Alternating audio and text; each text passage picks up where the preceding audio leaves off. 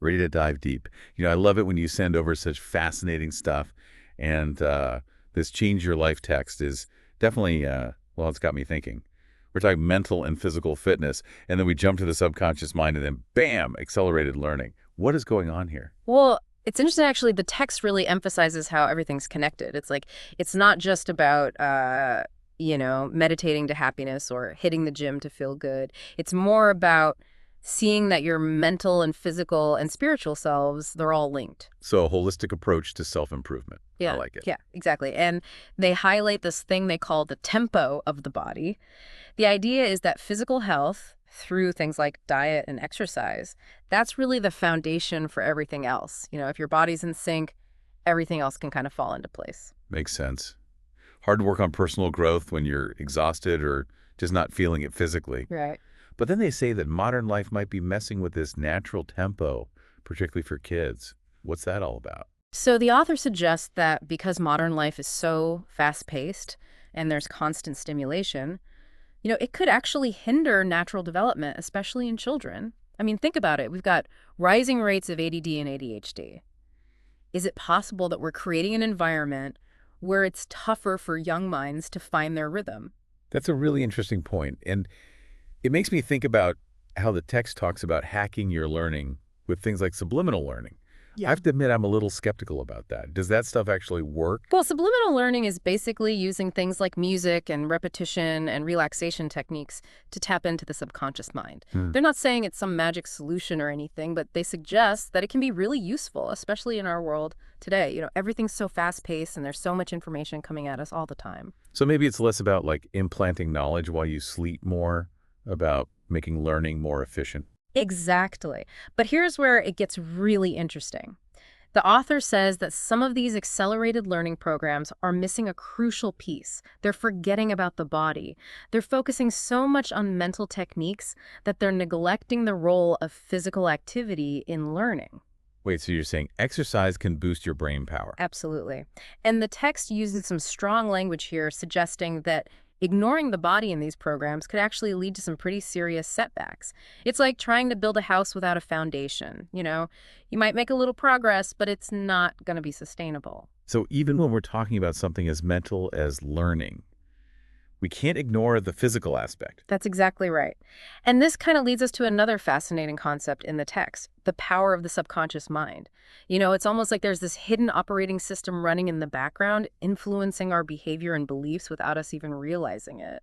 So we're talking about more than just forgotten memories here. Way more. Think of it like this. Every experience you've ever had, every book you've read, every conversation, it's all stored somewhere in your subconscious. And this huge reservoir of information is constantly shaping how you see the world, how you react, and the choices you make, even if you're not consciously aware of it. That's kind of freaky, Yeah. but fascinating. I mean, if we're not even aware of these subconscious influences, how can we change them? That's where it gets really cool. The text gives us a few techniques for accessing and influencing the subconscious.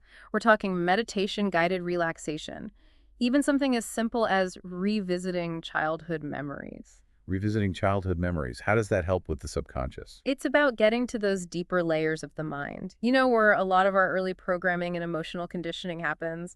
By revisiting those memories, not to dwell on the past or anything, but to see how they might be affecting us now, we can start to understand those subconscious patterns. Like a kind of self-archaeology, digging into the past to understand the present. Exactly. And once we get a handle on those patterns, we can use techniques like self-talk and positive affirmations to kind of reprogram those subconscious beliefs. Okay, now let's talk about putting this all into practice. Does the text give us any concrete techniques for making all of this happen in real life? It does. It gives us a whole toolbox of practical techniques, everything from journaling and visualization to connecting with nature. But the key takeaway is this. It's about moving beyond passively absorbing information and actually taking concrete action. It's about turning insights into real-world change. I like that, moving from theory to practice. Exactly. And the text is really clear about turning negative thought patterns into positive actions.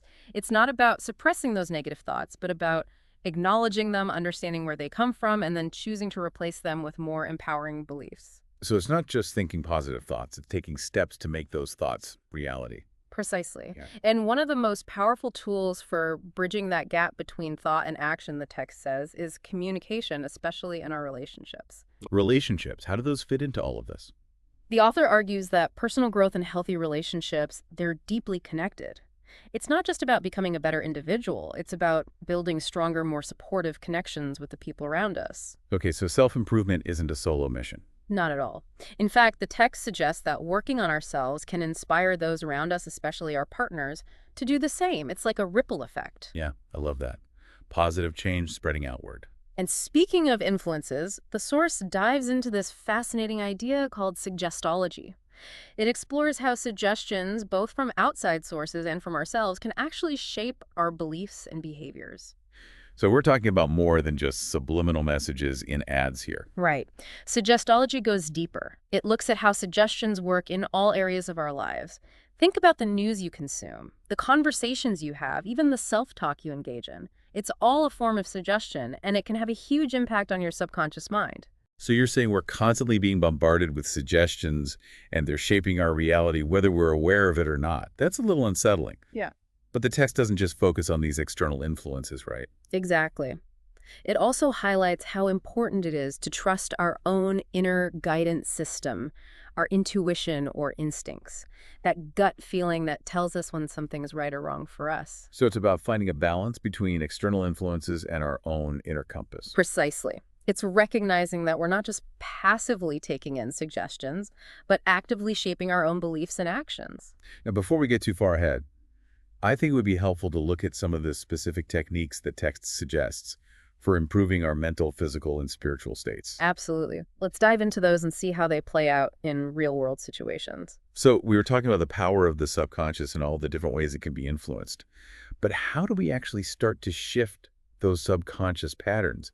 I think you mentioned that the text offers some techniques for doing just that. Yeah, it does. And one that really stood out to me was this idea of using a mirror for positive affirmations. It's not just about, repeating feel-good phrases. It's about looking yourself in the eye and really owning those statements. It's almost like you're having a conversation with yourself, confronting those negative beliefs head on. Exactly.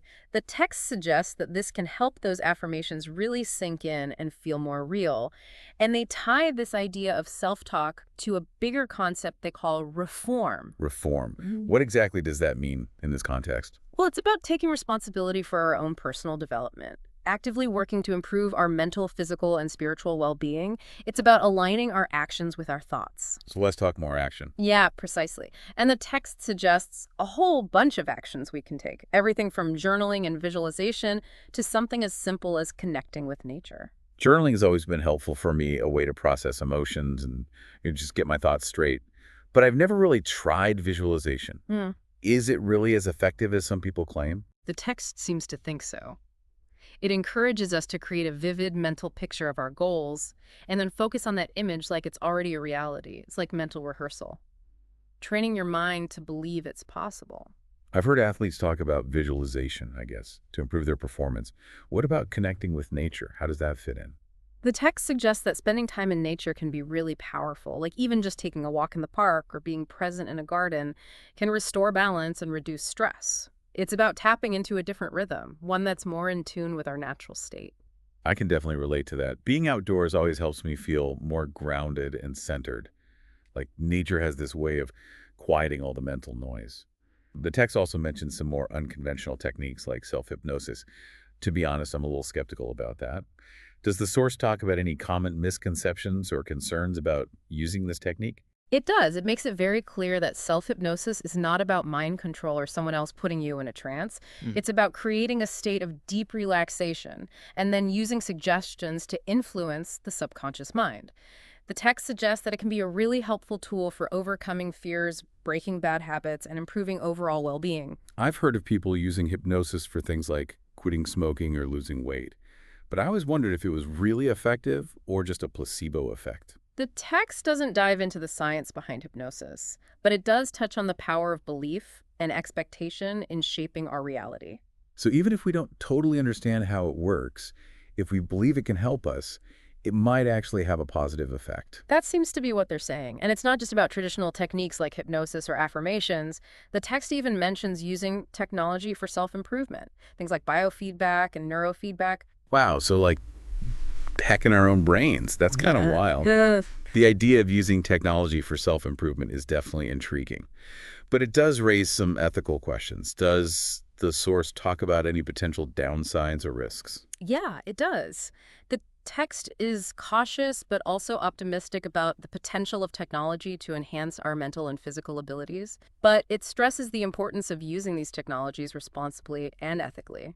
They're tools to enhance our lives, not replace our own inner wisdom and intuition. That makes sense. We don't want to become overly reliant on technology to do all the work. We still need to develop our own inner strength. Speaking of which, the text also talks about the importance of common sense and balance, doesn't it? It does, and it specifically warns against falling into the trap of procrastination.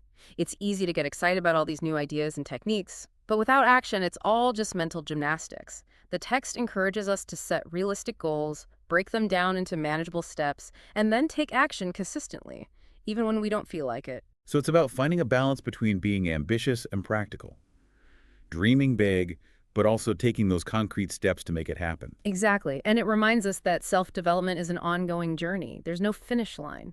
No point where we can say, okay, I'm done, I've reached my full potential. It's about constantly learning and growing and evolving as individuals. The source uses this interesting phrase, discovering humanity. What do you think it means by that? It seems to be suggesting that self-development is about more than just improving ourselves. It's about recognizing our connection to others and cultivating qualities like compassion, empathy, a sense of social responsibility. So it's about becoming not just better individuals, but better members of our communities, Yeah. recognizing that our personal growth is tied to the well-being of those around us. Exactly. And it challenges us to look at our own beliefs and traditions and behaviors and ask ourselves, are these things helping or hindering our ability to connect with others in a meaningful way? That's a powerful question. And it leads us to another interesting metaphor from the text Diaries of the Mind. What do you make of that? It seems to be suggesting that our minds are like these vast libraries filled with memories, experiences, lessons learned. And these diaries contain a wealth of information that can help us understand who we are and why we do the things we do. So it's about using those past experiences, the good and the bad, to fuel our growth and self-discovery. Yeah. Like we all have these rich inner worlds waiting to be explored. Exactly. And the text suggests that by tapping into these diaries of the mind, we can unlock profound insights and live more authentic and fulfilling lives. We've covered so much in this deep dive, from mental and physical and spiritual development to the subconscious mind, self-hypnosis, even cutting-edge technology. This Change Your Life text really gives us a lot to think about. What stands out to you as the most relevant or intriguing part of all of this? For me, it's the emphasis on balance and integration. It's not about focusing on just one technique or philosophy.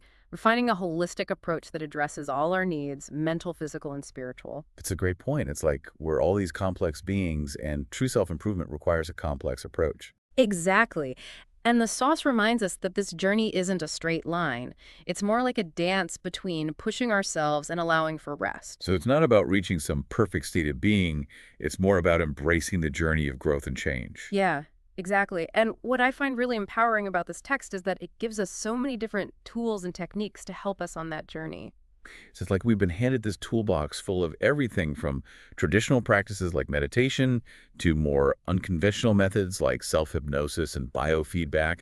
It's a lot. Some listeners might feel overwhelmed by all the choices. That's true. It's a lot to take in, Right. but the great thing is that there's no one-size-fits-all solution. It's more about experimenting, exploring, finding what works best for you as an individual. That's a really important point. It's about taking charge of our own self-development and finding the path that really speaks to us. What would you say to someone who's feeling stuck, someone who doesn't even know where to begin? I'd remind them that every journey starts with that first step. You know, the text really emphasizes the importance of action, moving beyond just thinking about change and actually doing something, even if it's small, to move towards those goals. Ask yourself, what's one thing I can do today, right now, to get myself moving in the right direction? That's such a good point. Breaking down those big ambitious goals into smaller, more manageable steps. And maybe it's not about finding that perfect technique right away, but being open to trying different things and seeing what clicks. And this text definitely gives us plenty of options to explore. It does, and I think that's what makes it so valuable. It's not telling you exactly what to do, it's inviting you to embark on this journey of self-discovery, knowing that there's no one right way to do it. Couldn't agree more. This Change Your Life text really highlights that true self-development is a continuous journey of exploration and discovery. So what small step can you take today to unlock your own potential and create the life you want? That's something to think about as we wrap up this deep dive. Until next time, keep exploring, keep growing, and keep diving deep. You can download the book for free from our website.